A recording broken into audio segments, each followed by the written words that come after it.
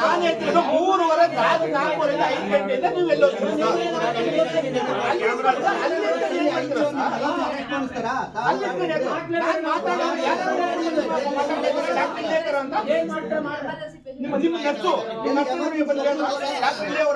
Doctor ಅವ್ರು ಬಿಸಿ ಅವರಲ್ಲ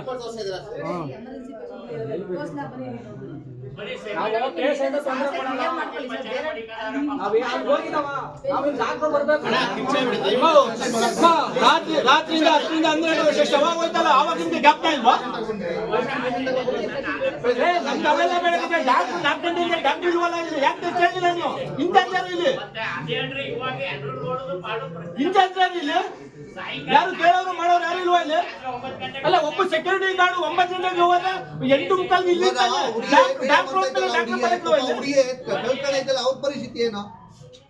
21 ವರ್ಷ 22 ವರ್ಷ ಹುಡುಗ ಇವಾಗ ಚಂದಕ್ ತಗೊಂಡ್ರಿ ಶವ ತಗೊಂಡು ಯಾರು ಜವಾಬ್ದಾರಿ ಅದು? ಯಾರ ಮೇಲೆ ಯಾರೋ ಒಬ್ಬೊಬ್ರು ಇಟ್ಕೊಂಡು ಸಂಜಾಯಿಸಿ ಮಾತಾಡೋದಲ್ಲ ಇದು. ಎಲ್ಲಾರ ಮನೆಯಲ್ಲೂ ಸಾವಾಗುತ್ತೆ ಕಣ್ರಿ. ಇವ್ರಿಗೆಲ್ಲ ಏನ್ ಗೊತ್ತಾ, ಒಂದ್ ಅರ್ಧ ಗಂಟೆ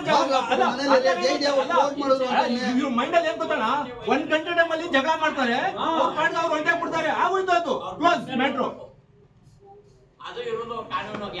ಆರೋಗ್ಯ ಸಚಿವರಿಗೆ ವಾಟ್ಸ್ಆಪ್ ಮಾಡಿ ಅದು ಫೋಟೋ ಬರ್ಲಿ ಬಿಡಿ, ಆರೋಗ್ಯ ಸಚಿವರು ಬರ್ಲಿ, ಟಿವಿ